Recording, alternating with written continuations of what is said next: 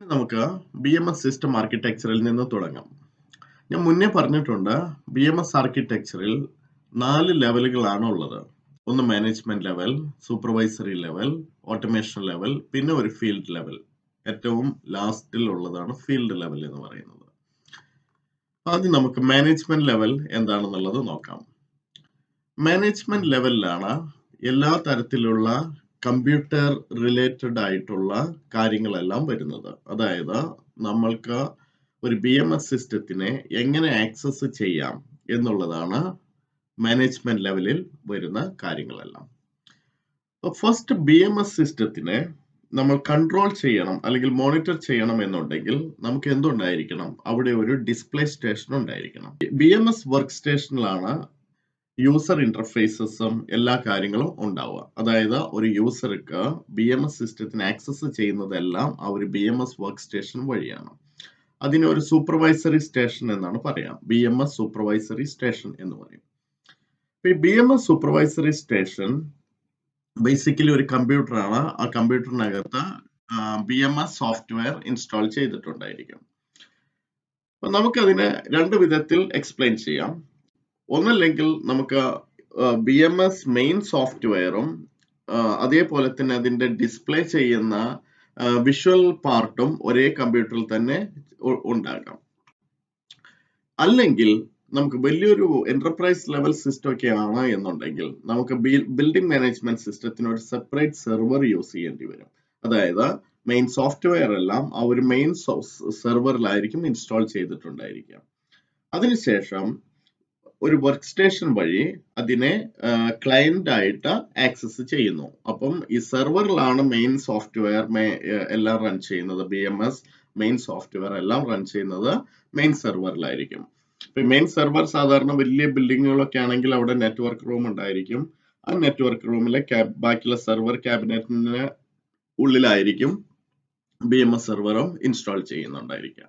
പിന്നെ അതേപോലെ തന്നെ നമുക്ക് ഒരു ക്ലയന്റ് ഡിസ്പ്ലേ, ഒരു അഡീഷണൽ ഡിസ്പ്ലേ കൊടുക്കാൻ പറ്റും. ഒന്നല്ലെങ്കിൽ നമുക്ക് ഇതേപോലെ തന്നെ അതേ മാനുഫാക്ചറുടെ തന്നെ ഒരു ചെറിയൊരു വയർലെസ് ഡിസ്പ്ലേ പ്രൊവൈഡ് ചെയ്യാം.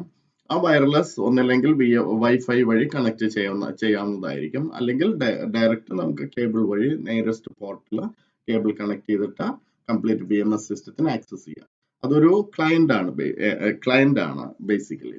പിന്നെ അതേപോലെ തന്നെ തേർഡ് പാർട്ടി ഇന്റഗ്രേഷൻ സെർവർ.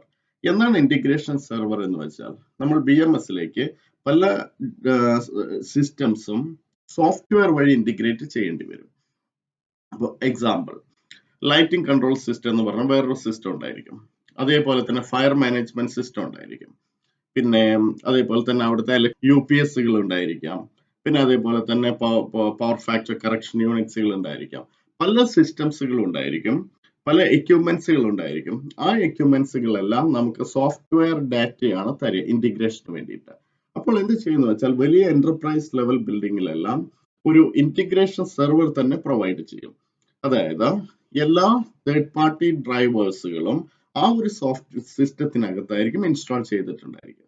എന്നിട്ട് എന്ത് ചെയ്യും? അതിനെ ബിൽഡിംഗ് മാനേജ്മെന്റ് സിസ്റ്റത്തിലേക്ക് ഇന്റഗ്രേറ്റ് ചെയ്യാണ് ചെയ്യുന്നത്. എന്നിട്ട് ആ ഇന്റഗ്രേറ്റ് ചെയ്ത ഡാറ്റയെ നമുക്കൊരു building management system work station വഴി ആക്സസ് ചെയ്യാൻ പറ്റും. ഇതിനു വേണ്ടിയിട്ടാണ് third party integration servers use ചെയ്യുന്നത്.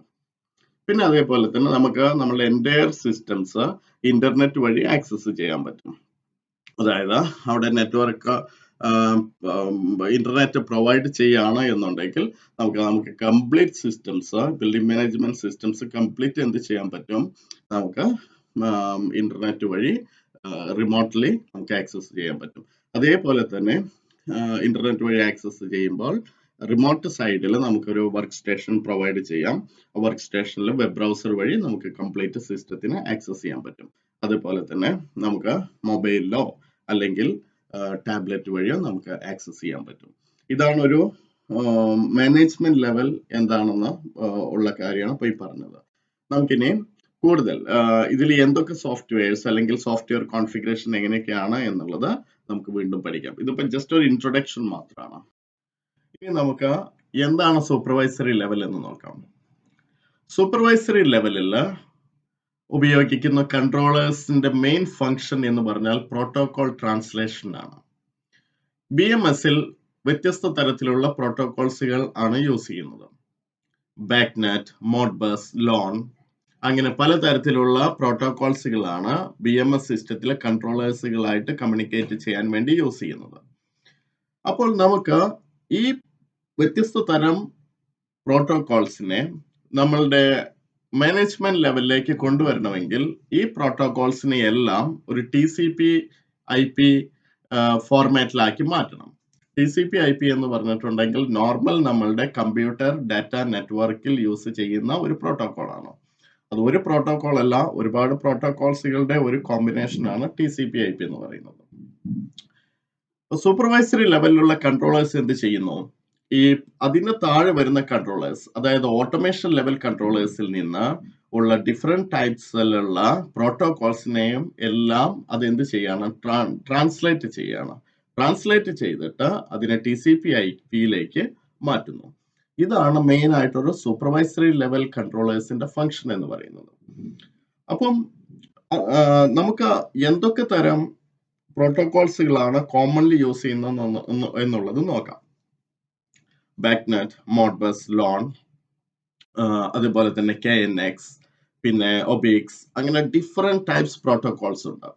അപ്പം ഓരോ മാനുഫാക്ചേഴ്സിനും അവരുടെ തന്നെ പ്രോട്ടോകോൾസ്, അവരുടെ തന്നെ നാറ്റീവ് പ്രോട്ടോകോൾസിനെ TCP/IP ആയിട്ട് കൺവേർട്ട് ചെയ്യാൻ വേണ്ടിയിട്ടുള്ള ഗേറ്റ് വേ കൺട്രോളേഴ്സ് ഉണ്ടായിരിക്കും. അതുകൂടാതെ നമുക്ക് തേർഡ് പാർട്ടി സോഫ്റ്റ്വെയർസ് അല്ലെങ്കിൽ തേർഡ് പാർട്ടി സിസ്റ്റംസുകൾ ആയിട്ട് ഇന്റഗ്രേറ്റ് ചെയ്യാൻ വേണ്ടിയിട്ടുള്ള ഇന്റഗ്രേഷൻ കൺട്രോളേഴ്സ് ഉണ്ടായിരിക്കും.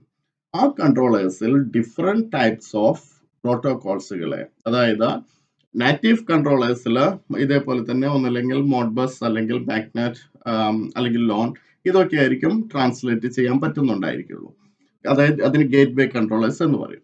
പക്ഷെ നമുക്ക് തേർഡ് പാർട്ടി പ്രോട്ടോകോൾസുകൾ ഉണ്ടെങ്കിൽ അതിനെ കൺവേർട്ട് ചെയ്യാൻ വേണ്ടിയിട്ട് നമ്മൾ എന്ത് ചെയ്യേണ്ടി വരും? ഈ ഒരു കേസിൽ നമുക്കൊരു ഇന്റഗ്രേഷൻ കൺട്രോളേഴ്സ് ഇൻസ്റ്റാൾ ചെയ്യേണ്ടി വരും. ആ കൺട്രോളേഴ്സും സൂപ്പർവൈസറി ലെവലിലാണ് വരുന്നത്. അപ്പം ഇന്റഗ്രേഷൻ കൺട്രോളേഴ്സ് യൂസ് ചെയ്യുന്നത് എന്തിനാണെന്ന് വെച്ചാൽ വ്യത്യസ്ത തരം എക്യുപ്മെന്റ്സുകൾ, fire alarm systems, pump controllers, lighting controls, അങ്ങനെ ഒരുപാട് എന്നീ സിസ്റ്റംസ് റിഗാർഡ്ലെസ് പ്രോട്ടോകോൾസ് നമുക്ക് എന്ത് ചെയ്യാൻ പറ്റും? അവരുടെ തന്നെ ആ മാനുഫാക്ചേഴ്സ് തന്നെ റിലീസ് ചെയ്യുന്ന ഡ്രൈവേഴ്സ് ഈ ഇന്റഗ്രേഷൻ കൺട്രോളർ റൺ ചെയ്തിട്ട് നമുക്കതിനെ മാനേജ്മെന്റ് ലെവലിലേക്ക് കൊണ്ടുവരാൻ പറ്റും.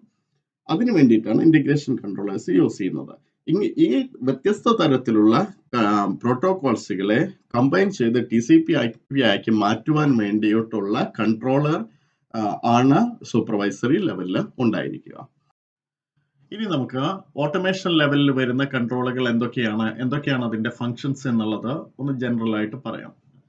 ഓട്ടോമേഷൻ ലെവലിൽ വരുന്ന കൺട്രോളേഴ്സ് അല്ലെങ്കിൽ ഓട്ടോമേഷൻ ലെവൽ കൺട്രോളേഴ്സിന്റെ ഫങ്ഷൻ എന്ന് പറയുന്നത് ഫീൽഡ് ലെവലിലുള്ള എക്യുപ്മെന്റുകളായിട്ട് ഡയറക്ട്ലി കമ്മ്യൂണിക്കേറ്റ് ചെയ്യുന്ന കൺട്രോളുകളായിരിക്കും. അതായത് നമ്മൾ മുന്നേ പറഞ്ഞു ഒരുപാട് HVAC എക്യുപ്മെന്റുകൾ ഉണ്ടായിരിക്കും എന്നുള്ളത് ഒരു പ്രൊജക്റ്റിൽ. FCU, AHUs, VAVs, fan coil units, chillers, അപ്പൊ ഇങ്ങനെയൊക്കെയുള്ള എല്ലാ എക്യുപ്മെന്റ്സിന്റെയും കൺട്രോൾ ഫങ്ഷനാലിറ്റി എല്ലാം ചെയ്യുന്നത് ഈ ഓട്ടോമേഷൻ ലെവൽ കൺട്രോളേഴ്സ് ആണ്. ഈ കൺട്രോളേഴ്സുകളായിരിക്കും ഡയറക്ട്ലി സെൻസേഴ്സുകളായിട്ടും പിന്നെ അതുപോലെ തന്നെ ആക്ച്വേറ്റേഴ്സുകളായിട്ടും എല്ലാം കണക്റ്റഡ് ആയിട്ടുണ്ടായിരിക്കുക. അപ്പൊ നമുക്കൊരു പർട്ടിക്കുലർ ടെമ്പറേച്ചർ റീഡ് ചെയ്യണം. നമ്മൾ എന്ത് ചെയ്യുന്നു? ഒരു ടെമ്പറേച്ചർ സെൻസറിലേക്കാണ് കണക്ട് ചെയ്യുക. അതിന് ഒരു ഓട്ടോമേഷൻ ലെവൽ കൺട്രോളറാണ് യൂസ് ചെയ്യുക. അതിന്റെ ഒരു ഇൻപുട്ട് ഒരു ചാനലായിരിക്കും. ആ ടെമ്പറേച്ചറിനനുസരിച്ച് വാൽവ് കൺട്രോൾ ചെയ്യണം എന്നുണ്ടെങ്കിൽ നമ്മൾ ആ കൺട്രോളിനെ തന്നെ ഒരു ഔട്ട്പുട്ട് ചാനൽ വാൽവിലേക്കും കണക്ട് ചെയ്യുന്നു. അപ്പൊ ഇങ്ങനെ ഡയറക്റ്റ് ആയിട്ട് എക്യുപ്മെന്റ്സിന്റെ ടെമ്പറേച്ചർ അല്ലെങ്കിൽ വേരിയസ് പാരാമീറ്റേഴ്സ് മാനേജ് ചെയ്യാൻ വേണ്ടിയിട്ട് ഉപയോഗിക്കുന്ന കൺട്രോളേഴ്സുകളാണ് ഓട്ടോമേഷൻ ലെവലിൽ ഉള്ളത്. ഇവിടെ ഇപ്പോ ഞാൻ ജസ്റ്റ് കാണിച്ചിരിക്കുന്നത് ഒരു AHU ലെവൽ കൺട്രോളർ കൊടുത്തിട്ടുണ്ട്, പിന്നെ ഒരു FCU കൺട്രോളർ, VAV കൺട്രോളേഴ്സ്. ഇതൊക്കെ ഒരു യൂണിറ്ററി കൺട്രോളർ ആണ്. അതായത് ഒരു യൂണിറ്റിന് വേണ്ടിയിട്ട് ഓരോ കൺട്രോളേഴ്സ് നമ്മൾ യൂസ് ചെയ്യും. ഓരോ യൂണിറ്റ് മീൻസ് ഓരോ എക്യുപ്മെന്റിന് വേണ്ടിയിട്ട് ഓരോ കൺട്രോളേഴ്സുകളാണ് യൂസ് ചെയ്യുക. എന്നിട്ട് ഈ കൺട്രോളേഴ്സുകളെല്ലാം ഒരു MSTP, ബാക്ക്നെറ്റ് ഓവർ MSTP എന്ന് പറഞ്ഞിട്ടുള്ള ഒരു കമ്മ്യൂണിക്കേഷൻ മെത്തേഡ് വഴി എന്ത് ചെയ്യുന്നു? നമ്മളുടെ ഗേറ്റ് വേയിലേക്ക് കണക്ട് ചെയ്തിട്ടുണ്ടായിരിക്കും. അതായത് ഈ കൺട്രോളേഴ്സ് എല്ലാം ഒരു സീരിയൽ ബാക്ക്നെറ്റിലാണ് റൺ ചെയ്യുന്നുണ്ടായിരിക്കുക. അതിനെ നമ്മൾ TCP/IP കൺവേർട്ട് ചെയ്യാൻ വേണ്ടിയിട്ട് അതിനെ സൂപ്പർവൈസറി ലെവലിലുള്ള ഏതെങ്കിലും ഗേറ്റ്വേ കൺട്രോളേഴ്സിലേക്ക് കണക്ട് ചെയ്യുന്നു. അതെന്ത് ചെയ്യും? ഈ സീരിയൽ കമ്മ്യൂണിക്കേഷനെ സീരിയൽ പ്രോട്ടോകോളിനെ TCP/IP ആക്കിയിട്ട് കൺവേർട്ട് ചെയ്യുന്നു. അതേപോലെ തന്നെ നമുക്ക് ഇവിടെ വേറെ ഫീൽഡ് DDC കൺട്രോളർ കാണാം. പല എക്യുപ്മെന്റ്സുകൾ ഉണ്ടാവുമല്ലോ ഫീൽഡിൽ. അപ്പൊ അതിനെല്ലാം കൺട്രോൾ ചെയ്യാൻ വേണ്ടിയിട്ട് നമ്മൾ മൾട്ടിപർപ്പസ് കൺട്രോളേഴ്സുകൾ യൂസ് ചെയ്യേണ്ടി വരും. കാരണം നമുക്ക് പല ഫങ്ഷനാലിറ്റീസ് നമുക്ക് പ്രോഗ്രാം ചെയ്യാം. അതായത് ഇപ്പോൾ ഒരു എക്സാമ്പിൾ കുറച്ച് യൂണിറ്റുകളെ മോണിറ്റർ ചെയ്യണം, കുറെ DBs മോണിറ്റർ ചെയ്യണം, അല്ലെങ്കിൽ വേറെ കുറെ ഇലക്ട്രിക്കൽ എക്യുപ്മെന്റ്സുകൾ മോണിറ്റർ ചെയ്യണം. അപ്പൊ അങ്ങനത്തെ ഒക്കെ ഫംഗ്ഷന് വേണ്ടിയിട്ട് നമുക്ക് ജനറൽ പർപ്പസ് കൺട്രോളേഴ്സുകൾ യൂസ് ചെയ്യാൻ പറ്റും. ഇവിടെ കാണിച്ചിരിക്കുന്നത് ഒരു ഗേറ്റ്വേയിൽ മൾട്ടിപ്പിൾ ഡിവൈസുകൾ കണക്ട് ചെയ്തിരിക്കണം. അതിന്റെ സ്ലൈവ് യൂണിറ്റ്സുകളായിട്ട് കണക്ട് ചെയ്തിരിക്കുകയാണ്. അടുത്തതാണ് field level devices or peripherals. Field level devices എന്ന് പറഞ്ഞാൽ വേരിയസ് ടൈപ്സ് ഓഫ് സെൻസേഴ്സുകൾ, പിന്നെ അതുപോലെ തന്നെ various types of actuators, control valves, damper actuators, thermostats, പല സെൻസേഴ്സുകൾ, ഇതെല്ലാം വരുന്ന ഒരു ഫീൽഡാണ് ഫീൽഡ് ലെവൽ എന്ന് പറയുന്നത്. ഈ ഫീൽഡ് ലെവലില് ഇവിടെ കാണുന്ന വേരിയസ് സെൻസേഴ്സുകൾ ഉണ്ടല്ലോ, ഈ സെൻസേഴ്സുകളെല്ലാം നമ്മൾ എന്ത് ചെയ്യും? ഓട്ടോമേഷൻ ലെവൽ കൺട്രോളേഴ്സിലേക്ക് കണക്ട് ചെയ്യും. അല്ലെങ്കിൽ അതേപോലെ തന്നെ ചില സൂപ്പർവൈസറി കൺട്രോളേഴ്സിൽ നമുക്ക് IO ചാനൽസുകൾ ഉണ്ടായിരിക്കാം. അപ്പോൾ IO ചാനൽസുകൾ ഉണ്ടെങ്കിൽ നമുക്ക് ഈ സെൻസേഴ്സുകളും ആക്ച്വേറ്റേഴ്സുകളും ഡയറക്ട്ലി സൂപ്പർവൈസറി കൺട്രോളറിലേക്കും കണക്ട് ചെയ്യാൻ പറ്റും. പക്ഷെ എല്ലാ മാനുഫാക്ചറിനും അത് ഉണ്ടാവണമെന്നില്ല. അപ്പൊ ഇവിടെ ഈ സെൻസേഴ്സുകൾ നോർമലി സെൻസറുകളും അതേപോലെ തന്നെ ആക്ച്വേറ്ററുകളും എല്ലാം കണക്ട് ചെയ്യുന്നത് ഓട്ടോമേഷൻ ലെവൽ കൺട്രോളറിലാണ്. ചില മാനുഫാക്ചറേഴ്സിന് ഇതേപോലെ തന്നെ അവരുടെ സൂപ്പർവൈസറി ലെവൽ കൺട്രോളേഴ്സിൽ IO ചാനൽസുകൾ ഉണ്ടാകാം. അപ്പോൾ അതിലേക്ക് കണക്ട് ചെയ്യാൻ പറ്റും. അതായത് അങ്ങനെയുള്ള കൺട്രോളേഴ്സ് എന്ത് ചെയ്യുന്നു? സൂപ്പർവൈസറി ലെവലിന്റെയും ഓട്ടോമേഷൻ ലെവലിന്റെയും ഫംഗ്ഷൻ ഒരു കൺട്രോളറിൽ തന്നെ നടത്തുന്നുണ്ട്. അപ്പൊ ഇവിടെ ഈ സെൻസേഴ്സുകളെല്ലാം നമ്മൾ കണക്ട് ചെയ്യുന്നത് ഇതേപോലെ തന്നെ വ്യത്യസ്ത തരം ഓട്ടോമേഷൻ ലെവൽ കൺട്രോളേഴ്സിലാണ്. പിന്നെ അതുപോലെ തന്നെ ഇവിടെ നമുക്ക് കാണാം FCU controller and VAV controllers. ഈ FCU കൺട്രോളറും VAV കൺട്രോളറും നമ്മൾ മുന്നേ പറഞ്ഞിട്ടുണ്ട് എന്താണ് FCU എന്നും എന്താണ് VAV എന്നും. അതിന്റെ ടെമ്പറേച്ചർ എല്ലാം കൺട്രോൾ ചെയ്യാൻ വേണ്ടിയിട്ട് ഒരു തെർമോസ്റ്റാറ്റും വേണ്ടി വരും. ആ തെർമോസ്റ്റാറ്റ്സുകൾ ഇവിടെ കണക്ട് ചെയ്തിരിക്കുന്നത് ആ കൺട്രോളറിലേക്കായിരിക്കും ഡയറക്ട്ലി. പിന്നെ FCUs ആണ് എന്നുണ്ടെങ്കിൽ FCU എന്ത് ചെയ്യും? നമ്മൾ പഠിച്ചിട്ടുണ്ട്. FCU എന്ന് പറഞ്ഞാൽ അതിനകത്ത് മോസ്റ്റ്ലി ഒന്നിൽ കൂടുതൽ സ്പീഡുള്ള ഫാൻ ഉണ്ടായിരിക്കും. പിന്നെ അതുപോലെ തന്നെ ഓൺ ഓഫ് കൺട്രോൾ ഉണ്ടായിരിക്കും, വാൽവ് കൺട്രോൾ ഉണ്ടായിരിക്കും. അതെല്ലാം ഈ FCU കൺട്രോളറിൽ നിന്നുള്ള ഔട്ട്പുട്ട്സ് ആൻഡ് ഇൻപുട്സുകൾ അതിന് മാനേജ് ചെയ്യും. അതുപോലെ തന്നെ VAV കൺട്രോളേഴ്സ്. VAV എന്ന് പറഞ്ഞാൽ എന്ത് ചെയ്യുന്ന ഒരു പ്രഷർ സെൻസറിൽ നിന്നുള്ള വാല്യൂവിനെ എയർ ഫ്ലോ വാല്യൂ മെഷർ ചെയ്തിട്ട് അതിന്റെ ഡാമ്പർ ഓപ്പൺ ആൻഡ് ക്ലോസ് ആക്കുകയാണ് ഇവിടെ തെർമോസ്റ്റാറ്റിൽ നിന്നുള്ള വാല്യൂവിനനുസരിച്ചിട്ട്. പിന്നെ അതേപോലെ തന്നെ നമുക്ക് ഡിഫറെന്റ് ടൈപ്സ് ഓഫ് ആക്ച്വേറ്റേഴ്സ് കാണാം. ആക്ച്വേറ്റേഴ്സ് എന്ന് പറഞ്ഞിട്ടുണ്ടെങ്കിൽ കൺട്രോൾ വാൽവിനെ കൺട്രോൾ ചെയ്യാൻ വേണ്ടി, അതായത് ചിൽഡ് വാട്ടറിന്റെ ഫ്ലോ കൺട്രോൾ ചെയ്യാൻ വേണ്ടിയിട്ടാണ് വാൽവ് യൂസ് ചെയ്യുന്നത്. ആ വാൽവിനെ കൺട്രോൾ ചെയ്യാൻ വേണ്ടിയിട്ടുള്ള ആക്ച്വേറ്ററുകളാണ് ഈ കൊടുത്തിരിക്കുന്നത്.